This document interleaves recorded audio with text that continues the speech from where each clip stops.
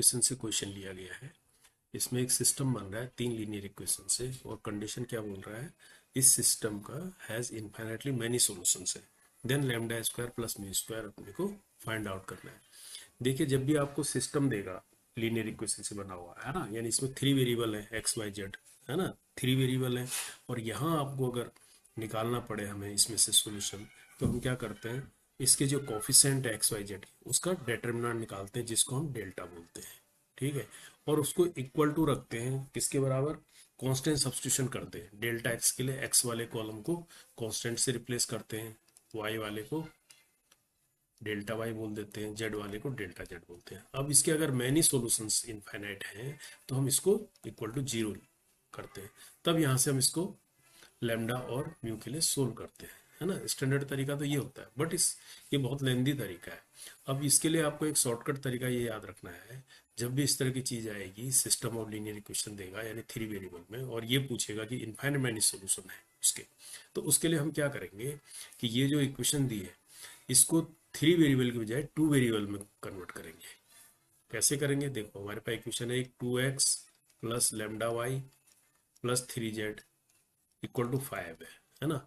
अब इसमें देखो, इसको बदलने का तरीका है कि y का कोफिशिएंट लैम्डा है ना, ठीक है, तो हम y और म्यू किसका है, थर्ड इक्वेशन में z का कोफिशिएंट है ना, तो z और इसको y में कर लेते हैं कन्वर्ट, x को हम एलिमिनेट कर देते हैं, यानी हम 2x plus lambda y plus 3z 5 एक है।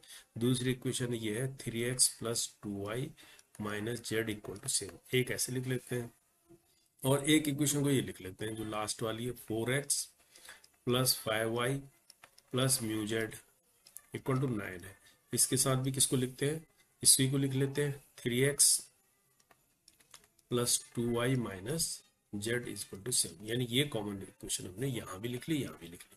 अब इससे हम क्या करेंगे, x को एलिमिनेट कर लेते हैं, क्योंकि हमारा कोफिशिएंट किसके अंदर है, y और z के अंदर है ना।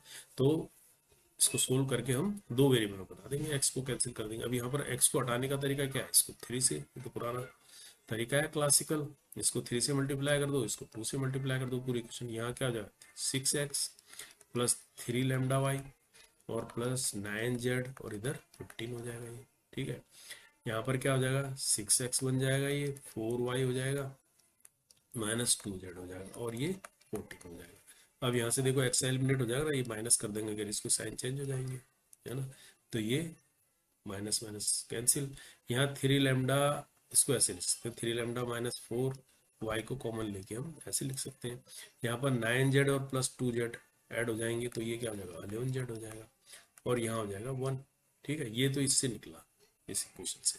अब यहाँ से क्या निकलता है, देखो यहाँ भी x को हम एलिमिनेट करना चाह रहे हैं, यहाँ इसको 3 से मल्टीप्लाई करेंगे, इसको 4 से करेंगे, तो क्या हो जाएगा 12x plus 15y plus 3 mu z equal to 27। यहाँ 4 3 जा 12x, 4 2 जा 8y minus 4z is equal to 28, है ना। अब यहाँ भी हट जाएगा, ये माइनस ये माइनस ये प्लस ये माइनस, तो यहाँ ये कैंसिल, 15 में से 8 गया 7y हो गया, और यहाँ पर क्या होगा 3 प्लस में आ जाएगा ना, 3 म्यू प्लस 4 में अंदर ले लेता हूँ, बाहर से जेड को कॉमन कर लेता हूँ, यहाँ पर माइनस 1 आएगा। ठीक है, अब ये देखो 2 वेरिएबल में बदल गए, ये नई इक्वेशन आ गई हमारे पास, एक ये और एक ये। अब इन दोनों इक्वेशन को देखो एक साथ लिख लेते हैं, है ना। अब कुछ करना ही नहीं है, अब ये बहुत सिंपल है। अब देखो क्या करना है, इसको एक साथ लिख लिया 3 lambda minus 4y plus 11z equal to 1, यहाँ लिख लेता हूँ मैं 7y plus 3 mu plus 4z है ये, ठीक है, ये z है, z है ना, इक्वल टू माइनस 1, ये इक्वेशन हो गई। अब यहाँ पर ये बोल रहा है अगर इनफाइनाइट मैनी सॉल्यूशन है, तो देखो हमने ये 10th में भी पढ़ा है ना। अब जो 2 इक्वेशन बन गई, इनके अगर सॉल्यूशंस इनफाइनाइट है, तो इसके लिए कंडीशन क्या होती है, a1 upon a2 is equal to b1 upon b2 is equal to c1 upon c2। जहाँ पर a1 क्या है, इसके लिए इसका कोफिशिएंट है y का, और a2 क्या है, इस वाले y सेकंड वाले इक्वेशन का कोफिशिएंट है। इस तरह से b क्या है, z का कोफिशिएंट है यहाँ पर, और इस दूसरी इक्वेशन का z का कोफिशिएंट b2 हो जाएगा, और c1 c2 ये कांस्टेंट हो जाएंगे। तो कहने का मतलब इस कंडीशन को हम यूज करते हैं, तो देखो अभी बहुत ही आसान हो जाएगा। अब यहाँ पर A1 क्या हो गया हमारे पास 3 लैम्डा माइनस 4, समझ रहे हो ना, और A2 क्या हो गया 7, इस इक्वेशन का y का कोफिशिएंट। अब ये z का B1 का हो गया 11 और इसका हो गया 3 न्यू प्लस 4, समझ रहे ये ऐसे, है ना। और यहाँ पर क्या हो जाएगा, इसका 1 और इसका -1। अब तो देख लो, आपको लैम्डा और न्यू के लिए सोल्व करना है, सब इक्वल है, तो एक बार इन दोनों को ले लेते हैं, 3 लैम्डा -4 और 7 को इधर चला जाएगा -7, तो यहाँ से क्या आ जाएगा 3 लैम्डा इक्वल टू क्या आ जाएगा -7 प्लस 4, कितना आ गया लैम्डा, यहाँ से -1 आ जाएगा क्योंकि -3 हो जाएगा ना, ये -1 आ गया लैम्डा।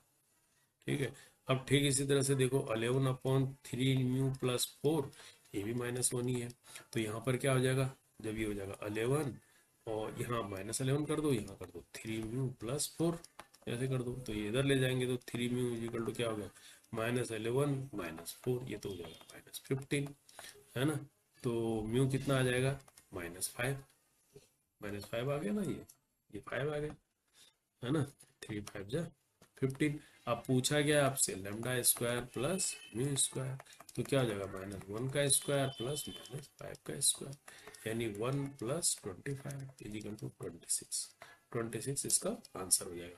तो जब भी ये इनफाइनाइट सॉल्यूशन देगा तो ये ट्रिक यूज करोगे तो ये बहुत ही आसानी से हो जाएगा। अदरवाइज तो ये है तरीका, लेकिन इससे बहुत ही लेंदी बनेगा। पहले आपको इसका डिटरमिनेंट निकालना पड़ेगा कोफिशिएंट का, है ना, निकालना पड़ेगा, फिर ये कांस्टेंट सब्स्टिट्यूशन करेगा, एक्स के लिए एक्स वाले कॉलम को रिप्लेस करेंगे इस कांस्टेंट से, फिर इसका डिटरमिनेंट निकालेंगे, तब उसको जीरो निकालेंगे, इक्वल रखेंगे, तो इक्वेशन जो बनेंगी वहां से निकलेगा। तो ये मैंने एक शॉर्टकट तरीका आपको बताया जब भी इस तरह का क्वेश्चन आए, और ये क्वेश्चन काफी रिपीट होता है इस तरह का, है ना, इनफाइनाइट मेनी सॉल्यूशन पूछता है हमेशा, सिस्टम देगा आपको, तो उसको ऐसे किया जाएगा। होप आप समझ गए होंगे इस मेथड को, है ना। 26 इसका